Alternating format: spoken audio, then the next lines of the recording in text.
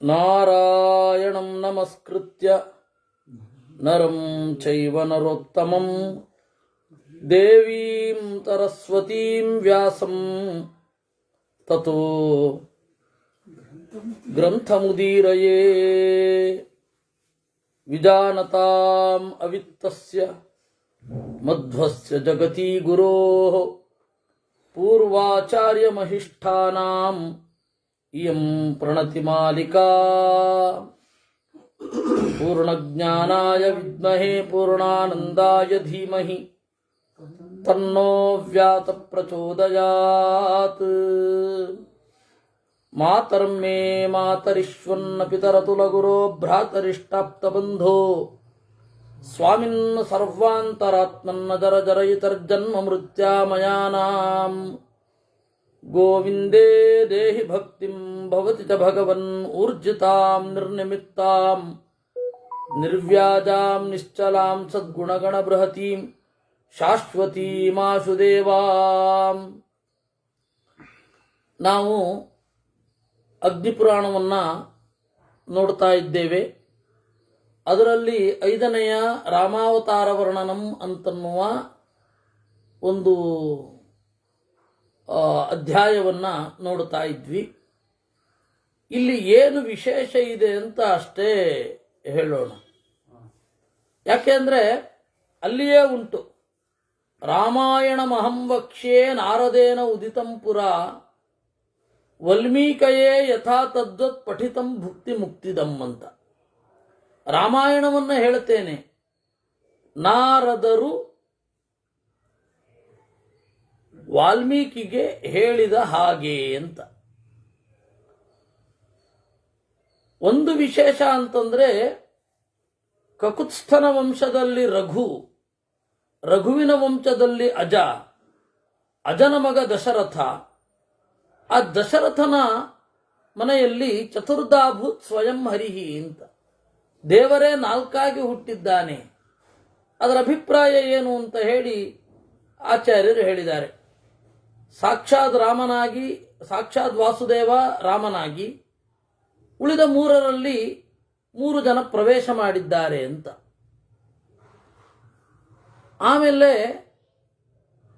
ಮದುವೆ ಆಗೋದರೊಂದಿಗೆ ಈ ಬಾಲಕಾಂಡ ವರ್ಣನಂ ನಾಮ ಪಂಚಮೋಧ್ಯಾಯ. ಕುಶಧ್ವಜನ ಮಕ್ಕಳಾದ ಶ್ರುತಕೀರ್ತಿ ಮತ್ತೆ ಮಾಂಡವಿ, ತನ್ನ ಯೋನಿಜ ಮಗಳಾದ ಊರ್ಮಿಳ, ಅಯೋನಿಜಳಾದ ಸೀತೆ, ಈ 4 ಜನರನ್ನ ಕ್ರಮವಾಗಿ 4 ಜನರಿಗೆ ಕೊಟ್ಟ ಅನ್ನೋದರೊಂದಿಗೆ ಬಾಲಕಾಂಡ ವರ್ಣನಂ ನಾಮ ಪಂಚಮೋಧ್ಯಾಯ. ಇನ್ನು 6ನೆಯ ಅಧ್ಯಾಯದಲ್ಲಿ ಭರತೇಥ ಗತೆ ರಾಮ ಅಯೋಧ್ಯಾಂ ಭರತೋಭ್ಯಾಗಾತ್ ಸಶತ್ರುಘ್ನೋ ಯುಧಾಜಿತ. ಭರತ ಅಜ್ಜನ ಮನೆಗೆ ಹೋದ ವಿದ್ಯೆ ಕಲೀಲಿಕ್ಕೆ. ಅವನಿಗೆ ಯುಧಾಜಿತನಿಗೆ ಬಹಳ ತಂಗಿಯ ಮಗ ಅಥವಾ ಅಕ್ಕನ ಮಗ, ಅವ್ರ ಮೇಲೆ ಭಾರೀ ಪ್ರೀತಿ. ಅದರಿಂದಾಗಿ ಭರತನನ್ನು ಕರ್ಕೊಂಡು ಹೋದ, ಶತ್ರುಘ್ನನು ಹಿಂದೆ ಹೋದ. ಆಗ ದಶರಥ ರಾಮನಿಗೆ ಹೇಳಿದ, ಗುಣಾನುರಾಗಾದ್ ರಾಜ್ಯತ್ವಂ ಪ್ರಜಾಭಿರಭಿಷೇಚಿತಃ ಮನಸಾ. ಮಾನಸಿಕವಾಗಿ ನೀನು ಅಭಿಷಿಕ್ತನಾಗಿದ್ದಿ ಅಂತ ಹೇಳ್ತಾರೆ. ಮಾನಸಿಕವಾಗಿ ಅಭಿಷಿಕ್ತ ನೀನು ಅಂದ್ರೆ ದೈಹಿಕವಾಗಿ ಅಲ್ಲ, ಮನಸ್ಸಿನಿಂದ ನಿಶ್ಚಯ ಮಾಡಿದ್ದಾರೆ. ಆದರೆ ದೈಹಿಕವಾಗಿ ನಿನಗೆ ಅಭಿಷೇಕ ಮಾಡ್ತೀನಾ ಇಲ್ವಾ ನನಗೆ ಗೊತ್ತಿಲ್ಲ. ರಾತ್ರೌ ತ್ವಂ ಸೀತೆಯಾ ಸಾರ್ಧಂ ಸಂಯತಃ ಸುವ್ರತೋ ಭವ. ರಾತ್ರಿ ವ್ರತದಿಂದ ಕೂಡು ಅಂತ ಹೇಳಿದ್ದು. ಆಮೇಲೆ ಅಯೋಧ್ಯೆಯ ಅಲಂಕಾರ ಮಾಡಿ ಹೊರಡ್ತಾ ಇರುವಾಗ ಮಂಥರ ಅಂತಂದ್ರೆ ಎಂತ ಗೊತ್ತಾ, ಮೆಲ್ಲನೆ ನಡೆಯುವವಳು ಅಂತ, ನಿಧಾನಸ್ಥಳು. ಆದ್ರೆ ಇಲ್ಲಿ ಮಂಥರ ನಮ್ಮ ಅಮಂಥರ ಅಂದ್ರು ಪಂಡಿತಾಚಾರ್ಯರು. ಮಂಥರೆ ಅಲ್ಲ, ಅದು ಅಮಂತರ. ಅಷ್ಟು ವೇಗವಾಗಿ ಅವಳು ತಲೆ ಕೆಡುತ್ತಿದ್ದಾಳೆ ಅಂತ. ಮರಣಂ ತವ ಪುತ್ರಸ್ಯ ಮಮತೆ ನಾತ್ರ ಸಂಚಯ ಅಂತ, ನಿನ್ನ ಮಗ ಸಾಯಬಹುದು. ಅದು ವಾಲ್ಮೀಕಿ ರಾಮಾಯಣದಲ್ಲಿಯೇ ದೇಶಾಂತರಂ ನಾಯಯಿತ ಲೋಕಾಂತರಂ ಅಥಾಪಿವ. ಒಂದೋ ಬೇರೆ ದೇಶಕ್ಕೆ ಕರ್ಕೊಂಡು ಹೋಗಬಹುದು, ಇಲ್ಲವೇ ಬೇರೆ ಲೋಕಕ್ಕೆ ಕರ್ಕೊಂಡು ಹೋಗಬಹುದು ಅಂತ. ಅದರಲ್ಲಿ ಅವಳು ವರವನ್ನು ನೆನಪಿಸೋದು, ಆ ವರವನ್ನು ಇಟ್ಟುಕೊಂಡು ಕ್ರೋಧಾಗಾರಕ್ಕೆ ಹೋಗೋದು, ಈ ಎಲ್ಲ ಕಥೆಯನ್ನ ಅಲ್ಲಿದ್ದ ಹಾಗೆ ನಿರೂಪಣೆ ಮಾಡ್ತಾರೆ. ಅದನ್ನ ಏನು ಬೇರೆ ತರಹ ಹೇಳೋಲ್ಲ, ಬೇರೆ ಬೇರೆ ವ್ಯೂ ಇಂದ ಹೇಳೋದು ಅದೇನಿಲ್ಲ. ಆದರೆ ಒಂದೇ ಒಂದು ಇದರಿಂದ ಸತ್ಯಪಾಶಾತ್ ನಿಬದ್ಧಸ್ತು ರಾಮ ಮಾಹು ಯಚಾಬ್ರವೀತ್, ಸತ್ಯವೆಂಬ ಹಗ್ಗದಿಂದ ಕಟ್ಟಲ್ಪಟ್ಟ ಅಂತ. ಆಯ್ತಾ?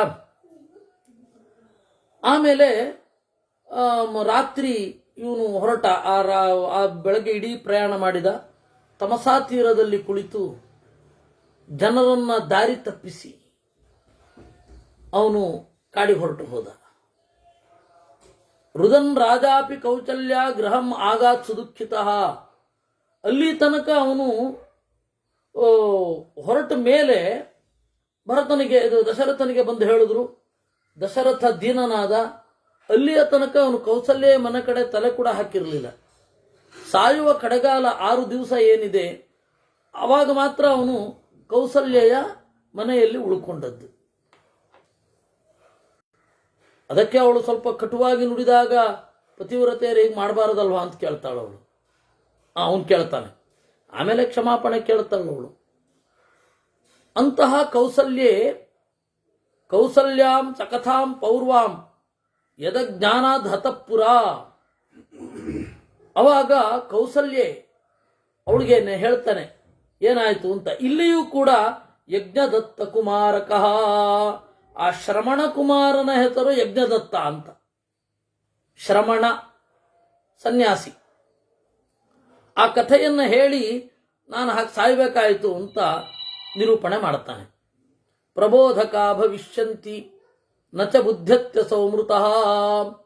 ಸೂತರು ಮಾಗದರು ವಂದಿಗಳು ಬಂದರು. ಇನ್ನು ಎದ್ದೇ ಇಲ್ವಲ್ಲ ಅಂತ ಹೇಳಿ ಎಬ್ಬಿಸಿದ್ರು. ಅವಾಗ ಗೊತ್ತಾಯಿತು ರಾಣಿಯರಿಗೆ, ಅವರು ಬಂದಿ ಮಾಗದರು ಯಾವತ್ತೂ 2 ಬಾಗಿಲ ಆಚೆ ನಿಂತಿರ್ತಾರೆ. 2 ಬಾಗಿಲ ಆಚೆ ನಿಂತಿರ್ತಾರೆ. ಅವ್ರು ಮಿದುವಾಗಿ ಹಾಡ್ತಾ ಇರ್ಬೇಕಾದ್ರೆ ಇವನು ಕೇಳಿಸ್ಬೇಕು ಅಂತ. ಅವ್ರ ಹಾಡು ಮತ್ತೆ ಹಿಂಸೆ ಆಗ್ಬಾರ್ದಲ್ಲ, ನಿಧಾನ ಕೇಳಬೇಕು. ಆದ್ರೂ ಹೇಳಲಿಲ್ಲ. ಅವ್ರು ಬಂದು ಕಾಲು ಮುಟ್ಟಿದ್ರು, ಪಾದ ತಣ್ಣಗಿದೆ ಅಂತ ಹೇಳಿ ಸತ್ತ ಅಂತಾಯ್ತು. ಅಷ್ಟು ಹೊತ್ತಿಗೆ ರಾಮ ಏನು ಮಾಡಿದ್ದ, ಅಯೋಧ್ಯೆಯನ್ನ ಬಿಟ್ಟು ಸೀದಾ ಬಹಳ ದೂರಕ್ಕೆ ಹೋಗಿದ್ದ. ಕರೆಸಿದ್ರು ಅವನನ್ನ ವಸಿಷ್ಠರು, ಭರತನನ್ನ ಕರೆಸಿದ್ರು. ಭರತ ಸಂಸ್ಕಾರವನ್ನು ಮಾಡಿ ರಾಜ್ಯಾಭಿಷೇಕ ಮಾಡಿಕೊಳ್ಳದೆ ರಾಮನ ಬಳಿ ಬಂದ. ರಾಮ ಕೊಟ್ಟ ಪಾದುಕೆಯನ್ನ ಅಯೋಧ್ಯೆಗೆ ತಗೊಂಡು ಹೋದ. ಇಲ್ಲಿಗೆ 6ನೇ ಅಧ್ಯಾಯ ಮುಗಿಯುತ್ತೆ. ಆಮೇಲೆ ಏನು ಮಾಡಿದ್ರು ರಾಮ ಅಲ್ಲಿಂದ ಹಾಗೆ ಮುಂದೆ ಹೋಗ್ತಾ ಇದ್ದ. ತತ್ರ ಶೂರ್ಪಣಖಾಯಾತ ಭಕ್ಷಿತುಂ ತಾನ್ ಭಯಂಕರಿ. ಪಂಚವಟಿಯಲ್ಲಿ ಗೋದಾವರಿ ನದಿಯ ತೀರದಲ್ಲಿ ಶೂರ್ಪಣಖೆ ಬಂದದ್ದು.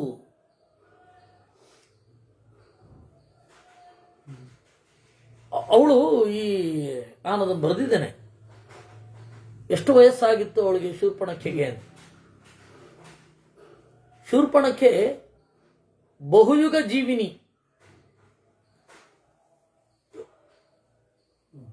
ಶೂರ್ಪಣಖೆ ಬಹುಯುಗ ಜೀವಿನಿ. ಅಷ್ಟು ತ್ರೇತಾಯಸ್ಯ ತ್ರಯೋದಶಿ. ತ್ರೇತಾಯುಗ ಅನ್ನೋದು 13ನೇಯದ್ದು ಅವಳಿಗೆ. ಸಾಕ್ಷೀರ ಕಂಟಕಂ ರಾಮಂ ಋಷಸ್ಯಂತಿ ನಲಜ್ಜಿತ. ಅವಳ ಪಾಲಿಗೆ ರಾಮ ಇನ್ನು ಗಂಟಲಲ್ಲಿ ಹಾಲು ಒಣಗದ ಮಗು. ಅಷ್ಟು ದೊಡ್ಡವಳು ಅವಳಿಗೆ ನಾಚಿಕೆನೇ ಆಗ್ಲಿಲ್ವಾ ಅಂತ. ಅದು ಪುರಾಣದಲ್ಲಿ ಇರುವ ಮಾತು. ಮಹಾವೀರ ಚರಿತ ಅಂತ ಹೇಳಿ ಭವಭೂತಿ ಒಂದು ಕೃತಿಯನ್ನು ಬರೆದಿದ್ದಾನೆ. ಅದರ ನಾಟಕದ ಸಂವಿಧಾನವನ್ನು ನಿಮಗೆ ಹೇಳ್ತೇನೆ. ನಾನು ಅಲ್ಲಿ ಬರೀಲಿಲ್ಲ. ಅಲ್ಲಿ ಅದರ ಪ್ರಕಾರ ರಾಮನನ್ನ ಹೊರಗಡೆ ಎಳ್ಕೊಂಬಂದಿದ್ದು ಹೇಗೆ ಅಂದ್ರೆ, ಮಂಥರೆಗೆ ಏಕಾಂತದಲ್ಲಿ ಕರೆಸಿ ಸುಪಾರಿ ಕೊಟ್ಟು ವೀಳ್ಯ ಕೊಟ್ಟು ನೀನು ಕೈಕೇಯಿಗೆ ಈ ರೀತಿ ಹೇಳಬೇಕು ಅಂತ. ಆ ಕೈಕೇಯಿ 14 ದಿವಸ ಕಾಡಿಗೆ ಕಳಿಸ್ಬೇಕು ಅಂತ ಅನ್ನೋದನ್ನ ಬಾಯಿ ತಪ್ಪಿ 14 ವರ್ಷ ಆಗ್ಬಿಟ್ಲಂತೆ. ಆ ತರಹ ಚಿತ್ರಣ ಮಾಡಿದ್ದಾರೆ. ಯಾಕಂದ್ರೆ ಕೈಕೇಯನ್ನು ಯಾಕೋ ಒಳ್ಳೇದಾಗಿ ಚಿತ್ರಿಸ್ಬೇಕು ಅಂತ ಅನ್ನಿಸ್ತು ಯಾರಿಗೆ, ಭವಭೂತಿಗೆ.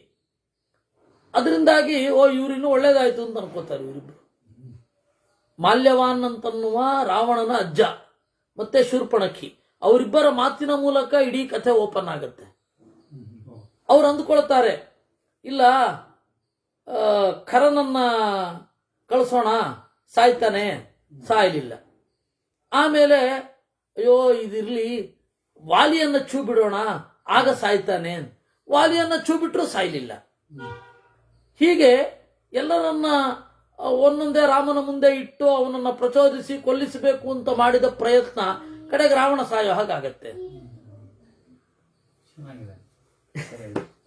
ಆ ತರ ಪ್ಲಾಟ್ ಮಾಡ್ಕೊಂಡಿದ್ದಾನ ಅವನು. ಭವಭೂತಿ ಬೇಸಿಕಲಿ ಒಬ್ಬ ಮೀಮಾಂಸಕ. ಅವನಿಗೆ ಶಂಕರ ಸಿದ್ಧಾಂತ ಇಷ್ಟ ಆಗಲಿಲ್ಲ. ರಾಮಾಯಣ ಮಹಾಭಾರತದ ಒಂದು ನೆಲೆಯನ್ನ ವಾಸ್ತವವಾಗಿ ಅರ್ಥ ಮಾಡ್ಕೊಳ್ಳಿಕ್ಕೂ ಹೋಗಲಿಲ್ಲ. ಒಬ್ಬ ಮೀಮಾಂಸಕ ಹೇಗೆ ನೋಡಬಹುದು, ಅಷ್ಟು ನೋಡಿದ್ದೇ ದೊಡ್ಡದು. ಆಮೇಲೆ ಅವನಿಗನ್ನಿಸ್ತು ರಾಮಾಯಣವನ್ನು ಹೀಗೆ ನೋಡಿ ಪ್ರಯೋಜನ ಇಲ್ಲ, ಕರುಣೆ ಏಕೋರಸ ಕರುಣಯೇವ ನಿಮಿತ್ತ ಭೇದಾತ್, ಕರುಣೆಯೇ ಮೈವತ್ತು ಬಂದ ಹಾಗೆ ರಾಮನನ್ನ ನಿರೂಪಣೆ ಮಾಡಬೇಕು. ನಾನು ರಾಮನ ಕಥೆ ಹೇಳಿದ್ರೆ ಅಪಿಗ್ರಾವ ರೋದಿತಿ ಅಪಿ ದಲತಿ ವಜ್ರಸ್ಯ ಹೃದಯಂ, ಕಲ್ಲು ಒಡೆಯುತ್ತೆ, ವಜ್ರ ಸೀಳಿ ಹೋಗುತ್ತೆ, ಆ ತರಹ ಕಥೆ ಹೇಳ್ತೀನಿ ಅಂತಾನೆ. ಆ ಕಥೆ ಕರುಣಾಜನಕವಾಗಿ ಹೇಗೆ ತಿರುಗಿಸಬಹುದು ಅಂತ ಕೇಳಲಿಕ್ಕೆ ನಿಮಗಾದ್ರೆ, ಕೇಳಬೇಕು ಅಂತ ಇದ್ರೆ ನಮ್ಮ ಗುರುಗಳ ಮತ್ತೆ ರಾಮನ ಕಥೆ ಓದಿ. ಭೂಷಣನ ಪ್ರಶ್ನೆ, ರಾವಣನು ಕೂಡ 13 ಯುಗ ಹಿಂದನವನೇ? ಹೌದಪ್ಪ. ರಾವಣನಿಗೆ ಮಧ್ವಾಚಾರ್ಯರು ಹೇಳ್ತಾರೆ, ಬಹುಯುಗ ಜೀವಿನೋ ಹಿ ರಾವಣಾದಯ ಅಂತ. 1-2 ಯುಗ ಅಲ್ಲ ಅವರು ವಾಸ ಮಾಡಿದ್ದು, ಬಹುಯುಗ ಜೀವಿನ, ಬಹಳ ಯುಗಗಳ ಕಾಲ ಜೀವನ ಮಾಡಿದ್ರು ಅಂತ. ರಾಮನ ಮುತ್ತಾತನ ತಾತ ಅನರಣ್ಯ, ಅವನು ಸಾಯಬೇಕಾದ್ರೆ ರಾವಣನಿಗೆ ಶಾಪ ಕೊಟ್ಟಿದ್ದ. ಯಾಕೆಂದ್ರೆ ಯುದ್ಧದಲ್ಲಿ ಸಾಯಿಸುವಾಗ ಗೇಲಿ ಮಾಡಿ ನಕ್ಕ, ಅದಕ್ಕೆ ಅವನು ಶಾಪ ಕೊಟ್ಟ.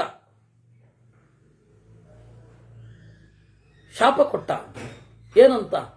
ಹಂತ ಹರಿಸ್ತೆ ಮಮ ವಂಶ ಇತ್ತಂ, ನನ್ನ ವಂಶದಲ್ಲಿ ಬರುವ ನಾರಾಯಣ ನಿನ್ನನ್ನು ಕೊಲ್ತಾನೆ ಶಾಪ ಕೊಟ್ಟಿದ್ದ. ಹಾಗಾಯ್ತು. ಹೀಗಾಗಿ ಬಹುಯುಗ ಜೀವನ.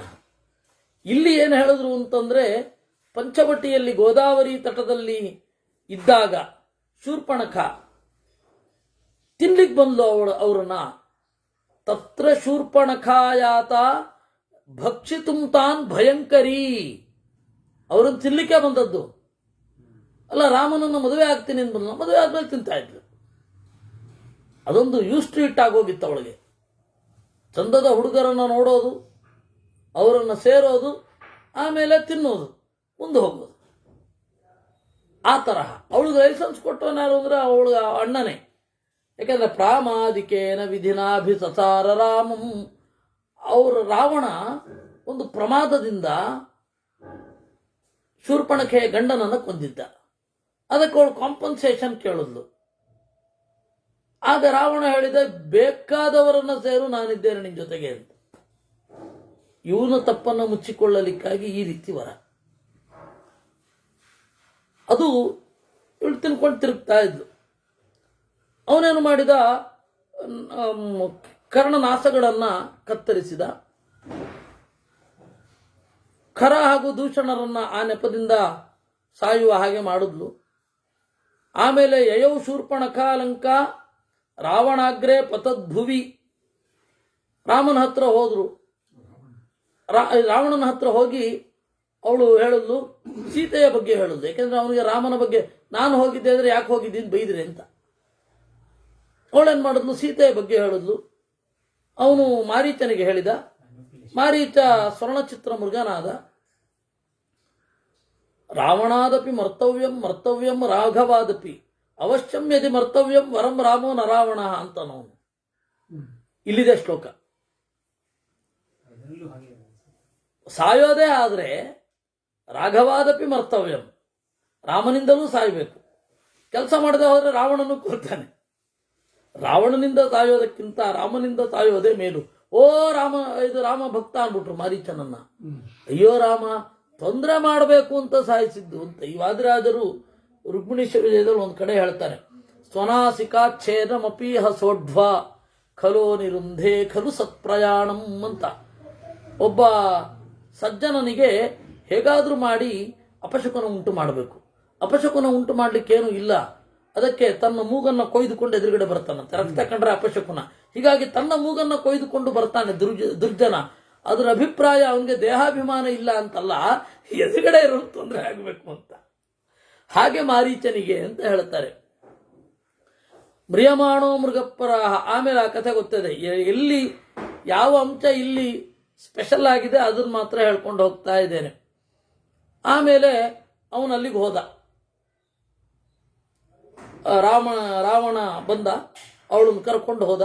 ಜಟಾಯು ಮಾರ್ಗದಲ್ಲಿ ಸತ್ತ ಜಟಾಯುವನ್ನ ರಾಮ ಬಂದು ಸಂಸ್ಕರಿಸಿದ. ಕವಂಧನಿಗೆ ಹೇಳಿದ. ಕವಂಧ ಹೇಳಿದ್ದು ಏನಂತ, ಸತ್ವಂ ಸುಗ್ರೀವ ಮಾವ್ರಜ, ನೀನು ಸುಗ್ರೀವನ ಬಳಿಗೆ ಹೋಗು ಅಂತ ಅನ್ನುವಲ್ಲಿಗೆ 7ನೇ ಅಧ್ಯಾಯ ಮುಗಿಯುತ್ತೆ. ಅಲ್ಲಿ ಹನುಮಂತ ಸುಗ್ರೀವ ಅವರ ಜೊತೆಗೆಲ್ಲ ಸಂಪರ್ಕ ಆಯಿತು. 7 ತಾಳ ಮರಗಳನ್ನ ಒಟ್ಟಿಗೆ ಕತ್ತರಿಸಿದ. ದುಂದುಭಿಯ ದೇಹ ಏನಿತ್ತೋ ಅದನ್ನ 10 ಶತಯೋಜನ ದೂರ ಎಸೆದ. ಆಮೇಲೆ ಇವನು ಯೋಗ್ಯ ಅಂತ ಸುಗ್ರೀವನಿಗೆ ಅನ್ನಿಸಿತು. ಪರೀಕ್ಷೆ ಮಾಡಿದ ಮೇಲೆ ವಾಲಿ ಸತ್ತ. ಸುಗ್ರೀವ ಕೃತಜ್ಞನಾಗಿದ್ದ. ವಾಲಿಯನ್ನ ಕೊಂದು ರಾಜ್ಯವನ್ನ ಪಡೆದ ಮೇಲೂ ಕೂಡ ಅವನೇನು ಮಾಡಲಿಲ್ಲ, ಮಾಡಬೇಕಾದದ್ದನ್ನು ಮಾಡಲಿಲ್ಲ. ಆಗ ಅವನು ಗದರಿಸಿದ. ಆಮೇಲೆ ಹನುಮಂತ ಹೇಳಿದ್ರಿಂದ ಎಲ್ಲ ಕಪಿಗಳನ್ನ ಕರೆಸಿ ಎಲ್ಲರನ್ನ ಕಳಿಸಿದ್ರು. ರಾಮಾಂಗುಲೀಯಂ ಸಂಗೃಹ್ಯ ಹನುಮಾನ್ ವಾನರೈಸ್ಸಹ ದಕ್ಷಿಣೆ ಮಾರ್ಗಯಾಮಾತ ಸುಪ್ರಭಾಯ ಗುಹಾಂತಿಕೆ. ರಾಮನ ಅಂಗುಲೀಯಕವನ್ನು ತೆಗೊಂಡು ಹನುಮಂತ ಸೀತೆಯ ಬಳಿಗೆ ಹೋದ. ಅಲ್ಲಿಗೆ ಹೋಗ್ತಾ ಇರುವಾಗ ಕಡೆಗೆ ಒಂದು ಬಾರಿ ಲವಣ ಸಮುದ್ರವನ್ನು ದಾಟಿ ಹನುಮಂತನೇ ಹೋದ. ಸಂಪಾತಿಯ ಮಾತಿನಿಂದ ಅಲ್ಲಿಗೆ ಲಂಕೆಗೆ ಹೋದ. ಲಂಕೆಯಲ್ಲಿ ನೋಡಿದಾಗ ಅಲ್ಲಿ ಸೀತೆಯನ್ನು ಗದರಿಸ್ತಾ ಇರೋದೆಲ್ಲ ಕಂಡು ಬಂತು. ಅಭಿಜ್ಞಾನವನ್ನು ಕೊಟ್ಟು ಅವಳಿಗೆ ಹೇಳಿದಾಗ ಅವಳು ಜಡಬಿಲ್ಲೆಯನ್ನು ಕೊಟ್ಲು. ಮಣಿಂ ಕಥಾಂ ಗೃಹೀತ್ವ ಹನುಮಾನ್ ಏಷ್ಯತೆ ಪತಿ, ಏನು ಚಿಂತೆ ಮಾಡಬೇಡ, ಅವನು ಬರ್ತಾನೆ ಅಂತ. ಕ್ರಮೇಣ ಆ ಎಲ್ಲ ಕಥೆಗಳು ನಿಮಗೆ ಗೊತ್ತೇ ಇದೆ. ಸೇತುವೆ ನಿರ್ಮಾಣ ಆಯಿತು. ಇಲ್ಲಿಗೆ ಸುಂದರಕಾಂಡ ವರ್ಣನ. ಅದಾದ ಮೇಲೆ 2ನೇ ಬಾರಿ ಅಂಗದ ಹೋಗಿ ಹೇಳಿದ. ರಾವಣ ಕೊಲ್ಲಲಿಕ್ಕೆ ಹೋದ. ದೂತರನ್ನು ಕೊಲ್ಲೋದು ಅಂದ್ರೆ ರಾವಣನಿಗೆ ಒಂದು ಅಭ್ಯಾಸ. ಹನುಮಂತನನ್ನು ಕೊಲ್ಲಲಿಕ್ಕೆ ಹೋಗಿದ್ದ. ವಿಭೀಷಣ ತಡೆದಿದ್ದ. ಕೊಲ್ಬೇಡ ಹಾಗೆಲ್ಲ. ಹನುಮಂತನನ್ನ ಕೊಲ್ಲಲಿಕ್ಕೆ ಹೋದ. ಅಲ್ಲ, ಹೊಡಿತಾನೆ, ಹೌದು, ಕೊಲ್ಲಲಿಕ್ಕೆ ಕೊಟ್ಟೋಗಿದ್ದ ರಾವಣ ಸಭೆಗೆ ತಂದ ಮೇಲೆ. ಅದಕ್ಕಿಂತ ಮೊದಲು ಕುಬೇರನ ದೂತನನ್ನು ಕೊಂದಿದ್ದ, ದೇವತೆಗಳ ದೂತನನ್ನು ಕೊಂದಿದ್ದ. ಹೀಗೆ ಬಹಳ ಜನ ದೂತರನ್ನು ಕೊಂದು ಹಾಕಿದ್ದ. ಅದಕ್ಕೆ ಇವರೆಲ್ಲ ಹೇಳಿದ್ರು, ಇವ್ರು ಬರದೇ ಇರೋದು ಎಷ್ಟೋ ದಿವಸ ಆದ್ಮೇಲೆ ಅವ್ರಿಗೆ ಗೊತ್ತಾಯ್ತು, ಕೊಂದಿರ್ತಾನೆ ಅಂತ ಕಾಣುತ್ತೆ ಅಂತ ಹಾಗೆ ಅಂದ್ಕೊಳ್ತಾ ಇದ್ರು. ಮೊದಲನೇ ದೂತ ವಾಪಸ್ ಹೋಗಿದ್ದು ಜೀವದಿಂದ. ಯಾಕೆಂದ್ರೆ ವಿಭೀಷಣ ಹೇಳಿದ, ತೇಷ್ವಯಂ ಪಾತ್ಯತಾಂ ದಂಡ ಯೈರಯಂ ಪ್ರಾಪಿತಃ ಕಪಿಹಿ. ಅವರಲ್ಲಿ ಶಿಕ್ಷೆ ಕೊಡಬೇಕು. ಯೈರಯಂ ಪ್ರೇಷಿತಃ, ಯಾರು ಕಳಿಸಿದ್ರೋ ಅವ್ರಿಗೆ ಶಿಕ್ಷೆ ಆಗಬೇಕೇ ವಿನಃ ಯಾರು ಬಂದೋ ಅವ್ರನ್ನ ಅಲ್ಲ. ಯಾಕಂದ್ರೆ ಅವ್ರಿಗೆ ವಿಷಯ ಗೊತ್ತಾಗ್ಬೇಕಲ್ಲ ಅಂತ ಹೇಳಿದಕ್ಕೆ ಸುಮ್ಮನಾದ. ಈ ಸರ್ತಿ ಅಂಗದನನ್ನು ಕೊಲ್ಲಲಿಕ್ಕೆ ಹೋದ. ಅಂಗದ ತನ್ನ ಪರಾಕ್ರಮದಿಂದ ತಪ್ಪಿಸಿಕೊಂಡು ಬಂದ. ಸರಿ, ಯುದ್ಧ ಆಯಿತು. ಯುದ್ಧದ ಕಥೆಯನ್ನ ನೀವು ಕೇಳೇ ಇದ್ದೀರಾ ದೀರ್ಘಕಾಲದವರೆಗೆ. ಹನುಮಂತ ರಾವಣ ಸತ್ತ ಮೇಲೆ ಸೀತೆಯನ್ನ ಕರೆದುಕೊಂಡು ಬಂದ. ಅಗ್ನಿ ಪರೀಕ್ಷೆ ಆಯಿತು. ಬ್ರಹ್ಮದೇವರು ಆಮೇಲೆ ದಶರಥ ಮೊದಲಾದವರೆಲ್ಲ ನೀನು ನಾರಾಯಣ ಅಂತ ಹೇಳಿದರು. ಆಮೇಲೆ ಪುಷ್ಪಕದಲ್ಲಿ ಬಂದ ಅಯೋಧ್ಯೆಗೆ. ಅಲ್ಲಿ ರಾಜ್ಯವನ್ನ ಕೈಗೊಂಡ. ನಾಕಾಲ ಮರಣಶ್ಚಾಸೀತ್, ರಾಮರಾಜ್ಯದ ವರ್ಣನೆಯೊಂದಿಗೆ 10ನೇ ಅಧ್ಯಾಯ ಮುಗಿಯುತ್ತೆ. ಆಮೇಲೆ ಪೂರ್ತಿಯಾಗಿ ರಾಮನ ರಾಜ್ಯಭಾರ ಆಗಿದ್ದು ವಾಲ್ಮೀಕಿರ್ ನಾರದಾಚ್ಛೃತ್ವ ರಾಮಾಯಣ ಮಕಾರಯತ್ ಸವಿಸ್ತರಂ ಯದೇತಚ್ಚ ಶೃಣುಯಾತ್ ಸದಿವಂ ರಜೇತ್. ವಾಲ್ಮೀಕಿ ನಾರದರಿಂದ ಕೇಳಿ ಈ ರಾಮಾಯಣವನ್ನು ರಚನೆ ಮಾಡಿದ್ದು ಅನ್ನುವಲ್ಲಿಗೆ 11ನೇ ಅಧ್ಯಾಯ ಮುಗಿಯುತ್ತೆ. ಇದಾದ ಮೇಲೆ ಹರಿವಂಶ, ದೇವರ ವಂಶ. ಹರಿವಂಶಂ ಪ್ರವಕ್ಷ್ಯಾಮಿ ವಿಷ್ಣುನಾಥಾಂಬುಜಾದಯ ವಿಷ್ಣುನಾಭ್ಯಂಬುದಾಜಯ ಬ್ರಹ್ಮಣೋತ್ರಿಸ್ತತಃ ಸೋಮಃ ಸೋಮಾಜ್ಜಾತಃ ಪುರೂರವಾಹ. ಇನ್ನು ಪರಮಾತ್ಮನ ವಂಶವನ್ನು ಕುರಿತು ಹೇಳ್ತೇನೆ. ದೇವರ ನಾಭಿಯಿಂದ ಹುಟ್ಟಿದ್ದು ಬ್ರಹ್ಮದೇವರು. ಬ್ರಹ್ಮದೇವರ ಮಗ ಅತ್ರಿ, ಅತ್ರಿಯ ಮಗ ಸೋಮ, ಸೋಮನ ಮಗ ಪುರೂರವಸ್, ಪುರೂರವಸ್ಸನ ಮಗ ಆಯು, ಆಯುವಿನ ಮಗ ನಹುಷ, ನಹುಷನ ಮಗ ಯಯಾತಿ, ಯಯಾತಿಗೆ 2 ಹೆಂಡಿರು. ಅದರಲ್ಲಿ ಯದು ಮತ್ತೆ ತುರ್ವಶು ದೇವಯಾನಿ ಪಡೆದದ್ದು, ದೃಹ್ಯು ಅನು ಪೂರು ಚರ್ಮಿಷ್ಠೆ ಪಡೆದದ್ದು. ಯದುವಿನ ಕುಲದಲ್ಲಿ ಯಾದವರು. ಆ ಯಾದವರಲ್ಲಿ ಉತ್ತಮನಾದವನು ವಸುದೇವ. ಆ ವಸುದೇವನಿಂದ ದೇವಕಿಯಲ್ಲಿ ಹಿರಣ್ಯಕಶಿಪುವಿನ 6 ಜನ ಮಕ್ಕಳು ಹುಟ್ಟಿದರು. ಹಿರಣ್ಯಕಶಿಪೋ ಪುತ್ರಾಃ ಷಡ್ಗರ್ಭಾ ಯೋಗ ನಿದ್ರಯ ವಿಷ್ಣು ಪ್ರಯುಕ್ತಯಾ ನೀತಾ ದೇವಕಿ ಜಠರಂಪುರಾ. 6 ಜನರನ್ನ ಸಾಕ್ಷಾತ್ ಲಕ್ಷ್ಮೀದೇವಿ, ದುರ್ಗೆ ಏನಿದ್ದಾಳೆ ಅವರು ಬದುಕಿದ್ದಂತೆಯೇ ಜೀವವನ್ನೇ ತುಂಡು ಮಾಡಿ ಕರ್ಕೊಂಡು ಬಂದು ದೇವಕಿಯ ಜಠರದಲ್ಲಿ ಇಟ್ಟರು. ಅವಳನ್ನ ಕಾಲನೇಮಿಯೇ ಕೊಂದ, ಅಂದ್ರೆ ಕಂಸ. ಅವ್ರಿಗೆ ಶಾಪ ಇತ್ತು, ನಿಮ್ಮ ಅಪ್ಪನೇ ನಿಮ್ಮನ್ನು ಕೊಲ್ಲಲಿ ಅಂತ. ಇದು ಆದ ಘಟನೆ. ಆ 6 ಜನ ಹಾಗೆ ಸತ್ರು. ಅಭುಚ್ಚ ಸಪ್ತಮೋ ಗರ್ಭೋ ದೇವಕ್ಯ ಜಠರಾದ್ಬಲ ಸಂಕ್ರಾಮಿತೋ ಭೂದ್ರೋಹಿಣ್ಯಾಂ ರೋಹಿಣೆ ಯಸ್ತತೋ ಹರಿಹಿ. 7ನೆಯ ಗರ್ಭ ದೇವಕಿ. ದೇವಕಿಯ ಜಠರದಿಂದ ಸೆಳೆದು ಸೀದಾ ಆ ಗರ್ಭವನ್ನೇ ರೋಹಿಣಿಯಲ್ಲಿ ಇಟ್ಟದ್ದು. ಅಲ್ಲಿಂದ ಅದು ಮುಂದುವರಿತು. ಅದರಿಂದಾಗಿ ಹಾಗೆ ಎಳೆಯಲ್ಪಟ್ಟು ಬದುಕಿದ್ರಿಂದಾಗಿ ಅದು ಸಂಕರ್ಷಣ ಅಂತ. ಯಶೋದೆಯ ಮಗಳು ಸಾಕ್ಷಾತ್ ಲಕ್ಷ್ಮೀದೇವಿ ಹುಟ್ಟಿದಳು. ಕಂಸೋ ಬಾಲಧ್ವನಿಂ ಶ್ರುತ್ವ ತಾಂಚಿ ಕ್ಷೇಪ ಶಿಲಾತಳೆ. ಅವರಿಬ್ರದು ಎಕ್ಸ್ಚೇಂಜ್ ಆಯಿತು. ಇದನ್ನ ಏನ್ ಮಾಡಿದಾನೆ ಭಾಸ, ಬಹಳ ಇನ್ಹ್ಯೂಮನ್ನು ಅಂತ ಕಾಣುತ್ತೆ.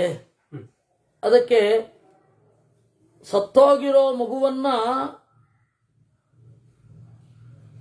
ನಂದಗೋಪ ತಂದು ಅಳ್ತಾ ಇರ್ತಾನೆ. ಅಲ್ಲಿಗೆ ಅವನು ಬರ್ತಾನೆ ನಂದ. ನಂದ ಅಲ್ಲಿರ್ತಾನೆ. ಅಲ್ಲಿಗೆ ವಸುದೇವ ಬಂದು ತನ್ನ ಮಗುವನ್ನ ಕೊಟ್ಟು, ಹೇಗೂ ಸತ್ತೋಗಿದೆಯಲ್ಲ ಆ ಮಗುವನ್ನು ನಾನು ಕೊಡು ತಗೊಂಡ್ಬರ್ತಾನೆ. ಅದನ್ನೇ ಸಾಯಿಸಿದ ನೆಪದಲ್ಲಿ ಕಂಸನಿಗೆ ವೇದನೆ ಆಗತ್ತೆ ಅಂತ. ಆ ತರಹ ಬರ್ಕೊಂಡು ಹೋಗಿದ್ದಾರೆ. ಭಾಸ ಮಾಡಿತ್ತು. ಅಂದ್ರೆ ಕವಿಗಳೆಲ್ಲ ಹೇಗೆ ಅಂತಂದ್ರೆ, ನೀವು ಯಾರನ್ನ ದುಷ್ಟ ಅಂತ ಇದ್ದೀರೋ ಅವ್ರನ್ನ ದುಷ್ಟ ಅಂತ ನೋಡ್ಬೇಡಿ ಅಂತ. ಏನು ಕವಿಗಳಿಗೆ ಅದು ಆ ತರಹ. ಕವಿಗಳಿಗೆ ಮಾತ್ರ ಅಲ್ಲ, ಕೆಲವರು ಬಹಳ ಮೃದುವಾದವರು ಇರ್ತಾರೆ. ನಮ್ಮ ಸ್ವಾಮಿಗಳು ತುಷ್ಯತು ನ್ಯಾಯ ಅಂತ ಇದ್ರು, ತುಷ್ಯತು ದುರ್ಜನ ಅಂತ ನ್ಯಾಯದ ಪೂರ್ತಿ ಹೇಳ್ತಾ ಇರಲಿಲ್ಲ. ವಾಗತ್ಯ, ಅಯ್ಯೋ ಎಲ್ಲಿ ಯಾರಿಗೆ ಬೇಸರ ಆಗುತ್ತೋ ಅಂತ.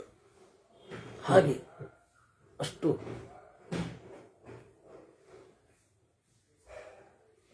ಅಲ್ಲಿ ಬದಲಾವಣೆ ಆಯಿತು.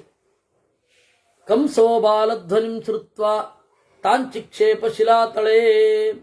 ದೇವಕಿ ತಡೆದ್ರೂ ಕೂಡ ಅವನು ಬಂಡೆಗೆ ಅಪ್ಪಳಿಸಲಿಕ್ಕೆ ಹೋದ. ಅವಳು ವಿಜಯ ಅನ್ನುವ ಹೆಸರಿನಿಂದ ಭೂಭಾರ ಹರಣ ಮೊದಲಾದ ಕೆಲಸಗಳನ್ನು ನಾನೇ ಮಾಡಿಸುವೆ ಅಂತ ಹೇಳಿದಳು.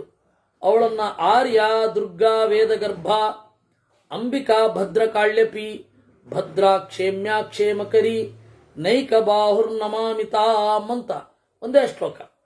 ವಸ್ತುತಃ ಹರಿವಂಶದಲ್ಲಿ ಆರ್ಯಾಸ್ತುತಿ ಅಂತ ಸುಮಾರು 3ನೇ ಅಧ್ಯಾಯ ವಿಷ್ಣು ಪರ್ವದಲ್ಲಿ ಒಂದು 60 ಶ್ಲೋಕ ಇದೆ. ಬಹಳ ಸೊಗಸಾಗಿದೆ. ಇದನ್ನ ಪಠನೆ ಮಾಡಿದವರಿಗೆ ಬಹಳ ಫಲ ಅಂತ ಹೇಳಿ ಹೇಳ್ತಾರೆ. ಅಗ್ನಿಪುರಾಣದಲ್ಲಿ ಒಂದೇ ಶ್ಲೋಕ 3 ಕಾಲದಲ್ಲಿ ಇದನ್ನು ಪಠನೆ ಮಾಡಿ ಒಳ್ಳೆಯದಾಗತ್ತೆ ಅಂತ ಹೇಳ್ತಾರೆ. ಅದು ಹೀಗಿದೆ. ಇದು ಸರಿಸುಮಾರು 12ನೇ ಅಧ್ಯಾಯದಲ್ಲಿ 12ನೆಯ ಶ್ಲೋಕ. ಆರ್ಯ, ದುರ್ಗಾ, ವೇದಗರ್ಭ. ಆರ್ಯ ಜಗತ್ತಿಗೆ ಹಿರಿಯಳಾದವಳು, ತಿಳಿಯಬೇಕಾದವಳು. ದುರ್ಗಾ ಬೇರೆಯವರ ತಿಳುವಳಿಕೆಗೆ ನಿಲುಕದವಳು. ಆರ್ಯ, ದುರ್ಗಾ. ಆಮೇಲೆ ವೇದಗರ್ಭ, ವೇದವನ್ನು ಬಸಿರೊಳಗಿಟ್ಟುಕೊಂಡವಳು. ಅಂಬಿಕಾ, ಎಲ್ಲರ ತಾಯಿ.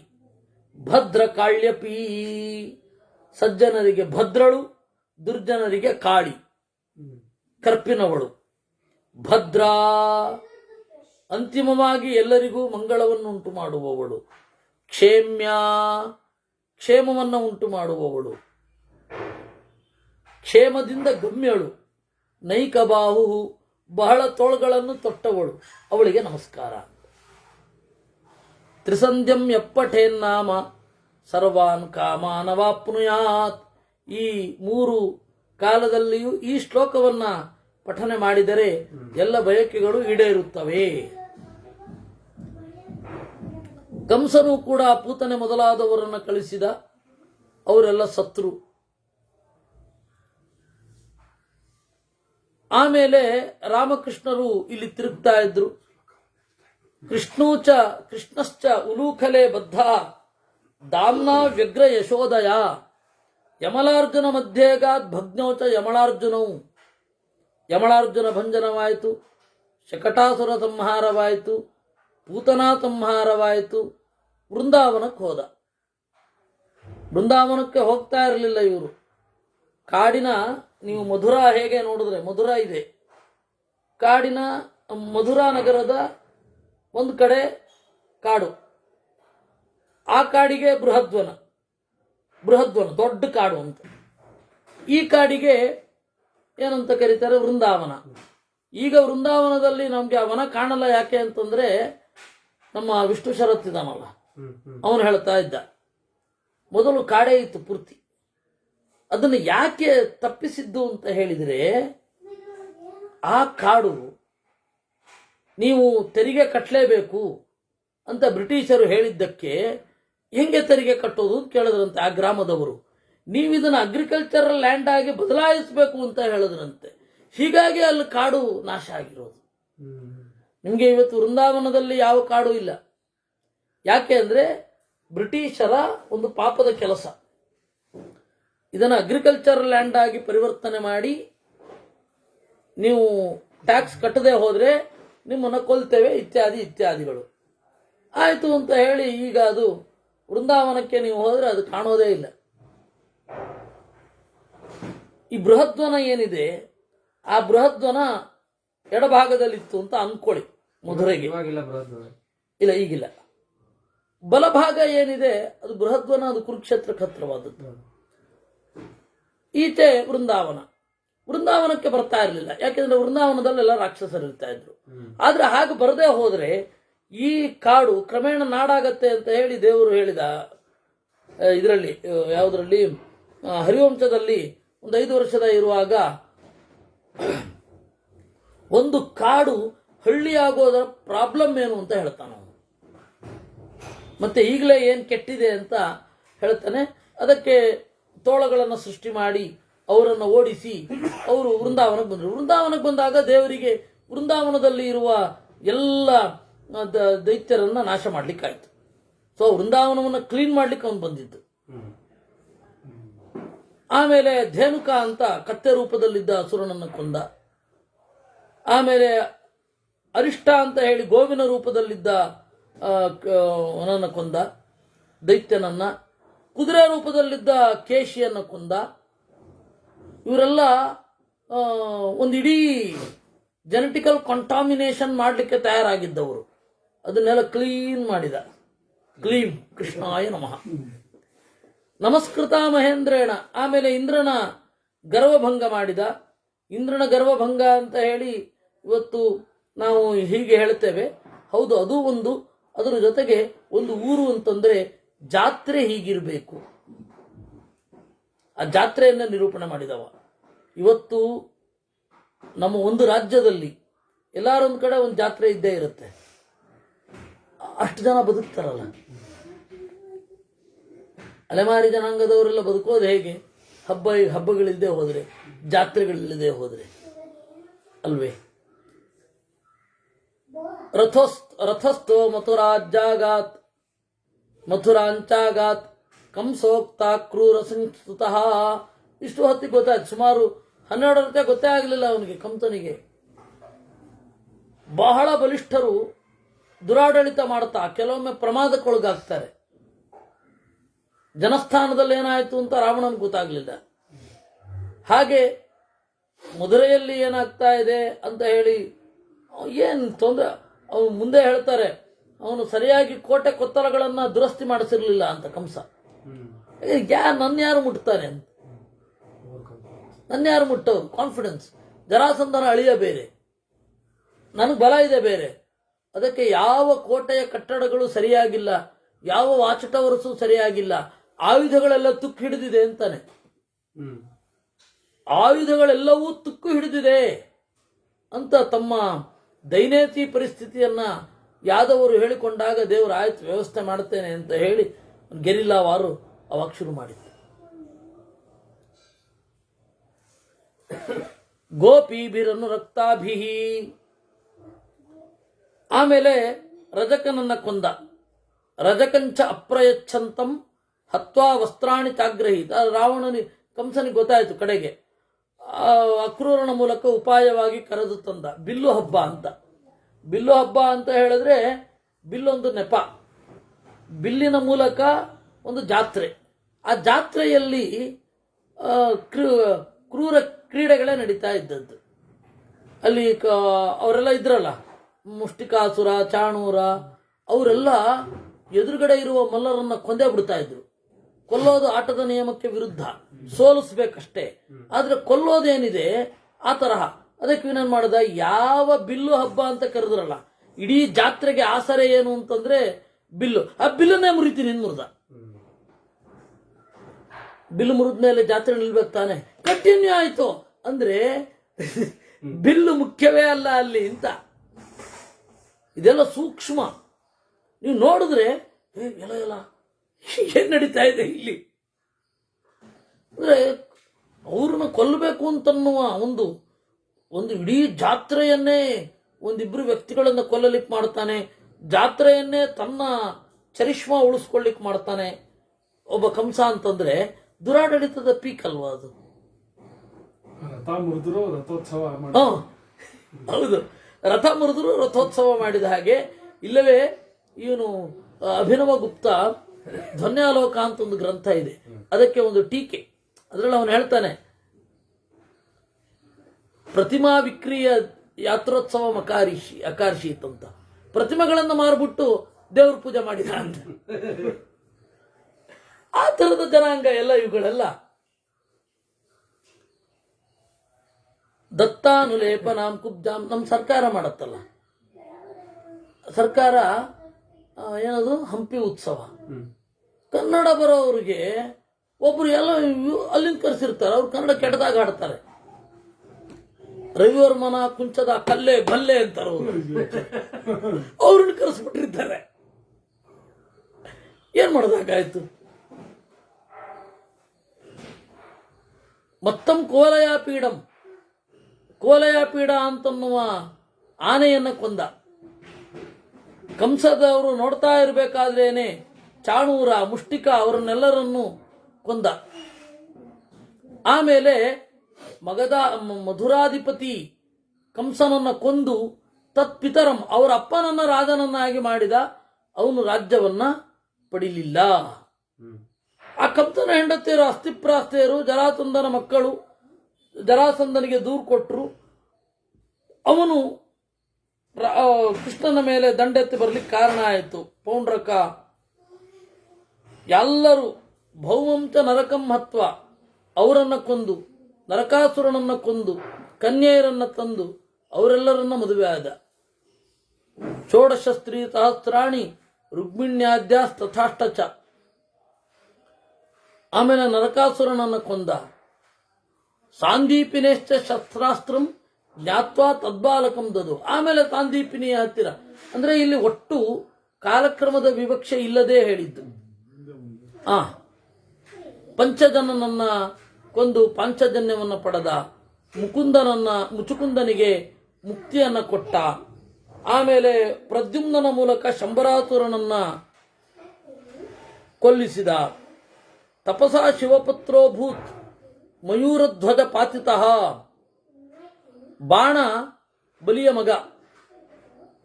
ಆ ಬಾಣ ಅವನ ಒಳಗಡೆ ಇರುವ ಅಸುರ, ಬಾಣ ಅಂತಾನೆ ಹೆಸರು, ಅವನನ್ನ ಕೊಂದು ಹಾಕಿದ. ಆ ಬಾಣ ಕೀಚಕ. ಆ ಕೀಚಕ ಮತ್ತೆ ಕರ್ಣನಲ್ಲಿ ಸೇರಿಕೊಂಡ ಅಂತ ಹೇಳ್ತಾರೆ. ಹೀಗಾಗಿ ಎದುರುಗಡೆ ಕಾಣ್ತಾ ಇರೋದು 18 ಅಕ್ಷೋಹಿಣಿ. ಆದರೆ ಅಷ್ಟೇ ಅಲ್ಲ, ಅದರ ಹಿನ್ನೆಲೆಯಲ್ಲಿ ಬಹಳ ಜನ ಇದ್ದಾರೆ. ಅನಿರುದ್ಧನನ್ನ ಕಾಪಾಡಿದ, ದ್ವಿವಿಧನನ್ನ ಕೊಂದ. ಇದು ಹರಿವಂಶ. ಈ ಹರಿವಂಶವನ್ನ ಪಠೇದ್ಯ ಪ್ರಾಪ್ತಕಾಮೋ ಹರಿಂ ವ್ರಜೇತ್ ಅಂದ್ರೆ ಓದ್ತಾ ಇರಿ ಅಂತ. ಎಲ್ಲದಕ್ಕೂ ಇದೇ ಹೇಳ್ತಾ ಇದ್ರೆ ಪಾರಾಯಣ ಮಾಡ್ತಾ ಇರಿ ಅಂತ ಅರ್ಥ. ಆಮೇಲೆ ಮಹಾಭಾರತವನ್ನ ಹೇಳ್ತೇನೆ. ಕೃಷ್ಣ ಮಾಹಾತ್ಮ್ಯ ಲಕ್ಷಣము. ಮಹಾಭಾರತ ಅನ್ನೋದು ಕೃಷ್ಣನ ಮಾಹಾತ್ಮ್ಯವೇ. ಕಥೆಯ ಪೇಳುವೆ ಕೃಷ್ಣ ಕಥೆಯನು ಅಂತ ಹೇಳಿಲ್ವೇನು? ಇಳೆಯ ಜಾಣರು ಮೆಚ್ಚುವಂದದಿ. ಯಾರು? ಕುಮಾರವ್ಯಾಸ. ಇಲ್ಲಿ ಏನು ಯದುವಿನ ಪರಂಪರೆಯಲ್ಲಿ ಅವನು ಬಂದ. ಯದು ಯಯಾತಿಯ ಮೊದಲ ಮಗ, ಕಡೆಯ ಮಗ ಪೂರು. ಪೂರ್ವಿನ ವಂಶದಲ್ಲಿ ಬಂದವರು ಪಾಂಡವರು. ಆ ಪಾಂಡವರು ದುರ್ಯೋಧನ ಮತ್ತೆ ಅವರಿಬ್ಬರಿಗೆ ಪಾಂಡವರಿಗೆ ಒಂದು ಸಂಘರ್ಷ ಉಂಟಾಯಿತು. ಆ ರಾಜಸೂಯ ಯಾಗ ಮೊದಲಾದವುಗಳನ್ನು ಮಾಡಿದಾಗ ಉತ್ಕಟವಾದ ಸಿಟ್ಟು ಅಸೂಯೆಯಿಂದ ದುರ್ಯೋಧನನಿಗೆ ಬಂತು. ದ್ಯೂತದಿಂದ ಅವರನ್ನು ದೂರ ಮಾಡಿದ. ದೇವರೇನು ಮಾಡಿದ? ಇಷ್ಟಾದರೂ ಕ್ಷಮಿಸಿ ದುರ್ಯೋಧನನಿಗೆ ತಿದ್ದುಕೊಳ್ಳಿಕ್ಕೆ ಅವಕಾಶ ಕೊಡಲಿಕ್ಕೆ ಅಂತ ಹೋದ. ವಿಶ್ವರೂಪವನ್ನು ತೋರಿಸಿದರೂ ಅವನು ಬದಲಾಗಲಿಲ್ಲ ಅನ್ನುವಲ್ಲಿಗೆ 13ನೇ ಅಧ್ಯಾಯ. ಆಮೇಲೆ ಕುರುಕ್ಷೇತ್ರ ಯುದ್ಧ ಆಯಿತು. ಅದರಲ್ಲಿ ನೋಡಿ ಗೀತೆಯ ಸಾರವರ್ಣನೆ ಇದೆ. ಶರೀರಾಣಿ ವಿನಾಶೀನಿ ನ ಶರೀರಿ ವಿನಶ್ಯತಿ. ಶರೀರಗಳು ನಾಶವಾಗುವಗಳು, ಶರೀರಿ ಅಲ್ಲ. ಅಯಮಾತ್ಮ ಪರಂ ಬ್ರಹ್ಮ ಅಹಮಾಸ್ಮ ಬ್ರಹ್ಮಾಸ್ಮಿ ಅಹಂ ಬ್ರಹ್ಮಾಸ್ಮಿ ವಿದ್ಧಿತಂ. ನಿನ್ನ ಅಂತರ್ಯಾಮಿ ಯಾರೋ ಅವನೇ ನಾನು, ಅವನೇ ಬ್ರಹ್ಮ, ನಾನೇ ಬ್ರಹ್ಮ ಅಂತ ಕೃಷ್ಣ ಹೇಳ್ಕೊತಾನಷ್ಟೆ. ಅದು ಕೃಷ್ಣ ಹೇಳ್ಕೊಳ್ಳೋದು, ಅಹಂ ಬ್ರಹ್ಮಾಸ್ಮಿ ಅಂತ. ನನ್ನ ಹೆಸರನ್ನ ಅವ್ರು ಹೇಳಿದ್ರು ಅಂತ ಅನುವಾದ ಮಾಡೋದು ಬೇರೆ. ಅಹಂ ರುದ್ರೇ ಭಿರ್ವಸುಭಿಶ್ಚರಾಮಿ ಅಂತ ವೇದ ಮಂತ್ರ ಇದೆ. ಅಲ್ಲಿ ದುರ್ಗಾದೇವಿ ಆ ತರಹ ಮಾಡಿದ್ಲು. ನಾನು ಅಂತಂದ್ರೆ ಅಲ್ಲಿ ದುರ್ಗೆ ಅಂತ ಅರ್ಥವೇ ವಿನ ನಾನು ಅಂದ್ರೆ ನಾನಲ್ಲ, ಹೇಳ್ತಾ ಇರೋನಲ್ಲ. ಮೈ ಹೆಡ್ ಅಂತಂದ್ರೆ ನನ್ನ ತಲೆ ಅಂತ ಹೇಳಿ ಅವ್ರು ಹೇಳ್ತಾ ಇದ್ರೆ ಹೇಗೋ ಹಾಗೆ, ಅದನ್ನು ನಾನು ಬೇರೆ ಅರ್ಥ ಮಾಡಿಕೊಂಡ್ರೆ ಹೇಗೋ ಆ ತರಹ ಆಗತ್ತೆ. ಇದು ಇಲ್ಲಿ ಸ್ಪಷ್ಟವಾಗಿ ಈ ರೀತಿ ಇದೆ. ಯುದ್ಧ ಆಯಿತು, ಪುರುಷ ವ್ಯತ್ಯಾಸ ಮಾಡುತ್ತಾರೆ. ಏನು ಉಪದೇಶ ಆದ್ಮೇಲೆ ಯುದ್ಧ ಆಯಿತು. ಯುದ್ಧ ಆಗುವಾಗ ಸೇನಾಪತಿ ಯಾರು ಅಂದ್ರೆ ಭೀಷ್ಮ ಸೇನಾಪತಿರಭೂತ್ ಆದೌ ದುರ್ಯೋಧನೆ ಬಲೆ. ದುರ್ಯೋಧನನ ಬಲದಲ್ಲಿ ಭೀಷ್ಮ ಸೇನಾಧಿಪತಿ. ಗೊತ್ತಾಯ್ತು. ಆಮೇಲೆ ಶಿಖಂಡ್ಯಾದ್ಯಾಹ ಪಾಂಡವಾನಾಂ ಶಿಖಂಡೀಚ. ಪಾಂಡವರಲ್ಲಿ ಶಿಖಂಡಿ ಅಂತ. ಶಿಖಂಡಿ ಅಲ್ಲ, ಧೃಷ್ಟದ್ಯುಮ್ನ. ಧೃಷ್ಟದ್ಯುಮ್ನ ಅಂತ ನಮಗೆ ಹೆಂಗ್ ಗೊತ್ತು? ಮಹಾಭಾರತ, ಭಾಗವತ ಇತ್ಯಾದಿಗಳಿಂದ ಗೊತ್ತು. ಇಲ್ಲಿ ಶಿಖಂಡಿ ಅಂತ ಹೇಳ್ತಾ ಇದ್ದಾರೆ. ಇದನ್ನ ಪುರುಷ ವ್ಯತ್ಯಾಸ ಅನ್ನುವ ಮಾತಿನಿಂದ ಕೂಡಿಸಬೇಕು. ಇದರಿಂದ ಏನು ಗೊತ್ತಾಗತ್ತೆ? ಯಾಕೆ ಪುರುಷ ವ್ಯತ್ಯಾಸ ಮಾಡ್ತಾರೆ? ಧೃಷ್ಟದ್ಯುಮ್ನನಷ್ಟೇ ಬಲ ಶಿಖಂಡಿಗೂ ಇತ್ತು, ಅದು ಗೊತ್ತಾಗ್ಬೇಕಷ್ಟೆ. ಅದಕ್ಕಾಗಿ ಈ ರೀತಿ ಮಾಡ್ತಾರವರು. ಆಮೇಲೆ ಭೀಷ್ಮಾಚಾರ್ಯರು 10 ದಿವಸಗಳಲ್ಲಿ ದೇಹವನ್ನು ತ್ಯಾಗ ಮಾಡಿದ್ರು. ಅದಾದ ಮೇಲೆ ವಸೂಕ್ತೋ ವಸುಲೋಕಾಯ ಶರಶಯ್ಯಾಗತ ಸ್ಥಿತ, ಸ್ವಚ್ಛಂದ ಮೃತ್ಯುವಾಗಿ ವಸುಲೋಕವನ್ನು ಹೊಂದಲಿಕ್ಕೆ ಇನ್ನೂ ಸಮಯ ಇದೆ ಅಂತ ಹೇಳಿ ಶರಶಯ್ಯಲ್ಲಿ ಮಲಗಿದರು. ಉತ್ತರಾಯಣವನ್ನು ಕಾಯುತ್ತಾ ದೇವರನ್ನ ಧ್ಯಾನ ಮಾಡುತ್ತಾ ದ್ರೋಣಾಚಾರ್ಯರು ಸೇನಾಧಿಪತಿಯಾಗಿ ಮುಂದುವರೆದರು. ದ್ರೋಣಾಚಾರ್ಯರು 5 ದಿವಸ ಪಂಚಮೇಹನಿ ದುರ್ಧರಚ ಸರ್ವಕ್ಷತ್ರಂ ಪ್ರಮಥ್ಯಚ, 5ನೇ ದಿವಸ ಎಲ್ಲ ಕ್ಷತ್ರವನ್ನ ನಾಶ ಮಾಡಿ ಅವರು ಹೋದರು. ಆಮೇಲೆ ಕರ್ಣ ಸೇನಾಪತಿ ಸ್ತಭೂತ್, ಅರ್ಜುನ ಪಾಂಡವಾನಾಂಚ ಅಂತ. ಅರ್ಜುನ ಪಾಂಡವರ ಸೇನಾಧಿಪತಿಯಾದ. ಅಲ್ಲ, ಅಲ್ಲಿ ಶಿಖಂಡಿ ಸತ್ತ. ಯಾಕೆಂದ್ರೆ ದ್ರೋಣಾಚಾರ್ಯರಿಂದ ಸತ್ತ. ಅಲ್ಲ, ಧೃಷ್ಟದ್ಯುಮ್ನ ಅಲ್ವಾ? ಧೃಷ್ಟದ್ಯುಮ್ನ ಸೇನಾಧಿಪತಿಯಾಗಿದ್ದ ಅಲ್ವಾ? ಹೌದು. ಅಲ್ಲಿ ಏನಿದೆ ಮಹಾಭಾರತದ ಮಾತು? ಅಸ್ಮಿನ್ ಯುದ್ಧೇ ಭೀಮಸೇನ ತ್ವಯಿ ಭಾರತ್ ಸಮಾಹಿತ ಧೂಹು ಅರ್ಜುನೇನ ಓಢವ್ಯ ಇತರೋ ಜನಃ ಅಂತಿದೆ. ಧೂಹು ಅಂದ್ರೆ ಹೊಣೆ ಅರ್ಜುನನದ್ದು, ಕಾರ್ಯಭಾರ ನಿನ್ನದ್ದು. ಓಢವ್ಯ ಇತರ ಅರ್ಜುನ, ಬೇರೆಯವರನ್ನು ನೀವೇ ಹೊರಬೇಕು. ಅಂದ್ರೆ ಬೇರೆಯವರ ರಕ್ಷಣೆಯ ಹೊಣೆ ಭೀಮಸೇನ ಅರ್ಜುನರದ್ದೇ. ಅದರಲ್ಲಿಯೂ ಕೂಡ ಹೊಣೆ ಅರ್ಜುನ, ಕೆಲಸ ಭೀಮನದ್ದು ಅಂತ. ಕರೆಕ್ಟ್ ಅದು. ಅದನ್ನ ಇಟ್ಟುಕೊಂಡು ಅರ್ಜುನ ಪಾಂಡವಾನಾಮ್ ಅಂತ ಹೇಳಿದ್ದು. ಅದರಿಂದಾಗಿ ಧೃಷ್ಟದ್ಯುಮ್ನ ಅಲ್ಲ ಅಂತಲ್ಲ, ಅವರಿಗಿಂತ ಸೂಪರ್ ಸೇನಾಧಿಪತಿ ಇವನು. ಭೀಕರವಾದ ಯುದ್ಧ ಆಯಿತು. ಕರ್ಣ ಸತ್ತ. ಶಲ್ಯೋ ದಿನಾರ್ಧಂ ಯುಯುಧೆ, ಶಲ್ಯ ಅರ್ಧ ದಿವಸ ಮಾತ್ರ ಯುದ್ಧ ಮಾಡಿದ್ದು, ಅವನು ಸತ್ತ. ಭೀಮಸೇನನ ಜೊತೆ ಯುದ್ಧ ಮಾಡಿ ದಿನದ ಮುಕ್ಕಾಲು ಪಾಲು ಅಂದ್ರೆ ಸುಮಾರು 5 ಗಂಟೆ ಅಂತ ಇಟ್ಟುಕೊಳ್ಳಿ, 5-5:30 ಅಷ್ಟೊತ್ತಿಗೆ ಅವನು ಸತ್ತ, ದುರ್ಯೋಧನ. ಆಮೇಲೆ ರಾತ್ರಿ ಸುಷುಪ್ತವಾಗಿರುವ ಬಲವನ್ನ, ಪಾಂಡವರ ಬಲವನ್ನ ಅಶ್ವತ್ಥಾಮ ಕೊಂದ. ಅಶ್ವತ್ಥಾಮನನ್ನ ಸೋಲಿಸಿ ಐಶಿಕಾಸ್ತ್ರವನ್ನ, ಇದು ಮಣಿಯನ್ನ ಸೆಳೆದ. ಅಶ್ವತ್ಥಾಮನ ಅಸ್ತ್ರ, ಬ್ರಹ್ಮಾಸ್ತ್ರ ಉತ್ತರೆಯ ಗರ್ಭವನ್ನು ಕೆಣಕಿತ್ತು. ಆದರೆ ದೇವರು ಬದುಕಿಸಿದ. ಆಮೇಲೆ ಎಲ್ಲ ಡಿಸ್ಪರ್ಸ್ ಆಗಿ ಹೋದರು. ಕೃತವರ್ಮ ದೇವರ ಅನುಮತಿಯನ್ನು ಪಡೆದ. ಅವ್ರು 3 ಜನ ಉಳಿದಿದ್ದು ದ್ವಾರಕೆಗೆ ಹೋದ. ಕೃಪಾಚಾರ್ಯರು ಪಾಂಡವರ ಸೇನಾಧಿಪತಿಯಾದರು.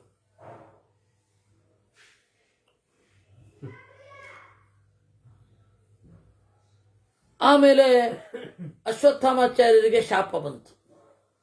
ಆ ಶಾಪವನ್ನು ತೀರಿಸಲಿಕ್ಕೆ ಅವರು ತಿರುಗಾಡ್ತಾ ಇದ್ರು. ಆಮೇಲೆ ದ್ರೋಣಾಚಾರ್ಯರು ಕಣ್ಮರೆಯಾದರು, ಭೀಷ್ಮಾಚಾರ್ಯರು ಕಣ್ಮರೆಯಾದರು. ಎಲ್ಲ ಅಷ್ಟೊತ್ತಿಗೆ ರಾಜಧರ್ಮಾನ್ ಮೋಕ್ಷಧರ್ಮಾನ್ ದಾನ ಧರ್ಮಾನ್ ನೃಪಃ ಅಭವತ್.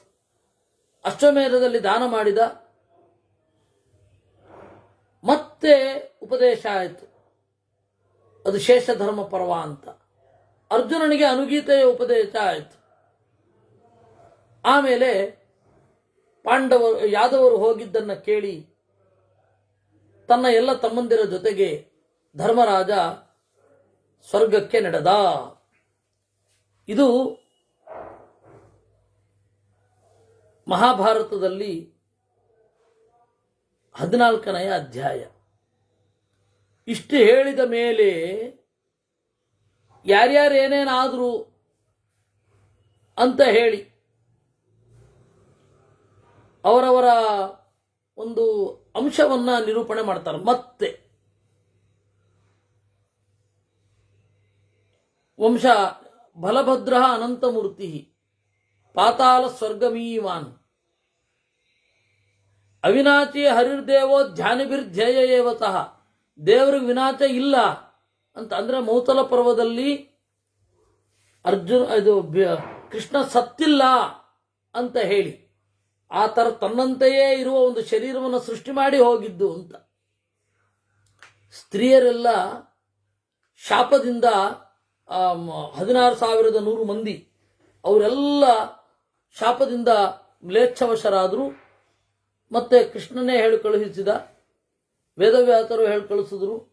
ಬಕದಾಲ್ಭ್ಯರಿಂದ ಗೋವಿಂದ ಏಕಾದಶಿಯನ್ನು ಮಾಡಿ ಅವರು ಮುಕ್ತರಾದರು. ಹೀಗೆ ಬಂದಿದ್ದವರೆಲ್ಲ ಹಾಗೇ ತೆರಳಿದರು, ಬೇರೆ ಬೇರೆ ರೀತಿಯಲ್ಲಿ ತೆರಳಿ ಸ್ವರ್ಗಕ್ಕೆ ಹೋದರು ಅನ್ನುವಲ್ಲಿಗೆ ಏತತ್ತೇ ಭಾರತಂ ಪ್ರೋಕ್ತಂ ಎಪ್ಪಟೇತ್ ಸದಿವಂ ರಜೇತ್ 15ನೇ ಅಧ್ಯಾಯ ಮುಗಿತು. ಇನ್ನು ಬುದ್ಧಾದ್ಯವತಾರ ಕಥನಂ ಅಂತ ಅದನ್ನು ನಾವು ಮುಂದೆ ನೋಡುವ. ಈಗ 50 ಆಯಿತು, ಇನ್ನು 10 ನಿಮಿಷ ಬಿಟ್ಟು ನಾವು ಸ್ವಲ್ಪ ವಿಷ್ಣು ತತ್ವ ನಿರ್ಣಯವನ್ನು ನೋಡಲಿದ್ದೇವೆ. ಮುಂದಿನ ವಾರ ಈ ಚಿಂತನೆ ಇರೋದಿಲ್ಲ, ಅದ್ರ ಮುಂದಿನ ವಾರ ಇರುತ್ತೆ. ಕೃಷ್ಣಾರ್ಪಣ.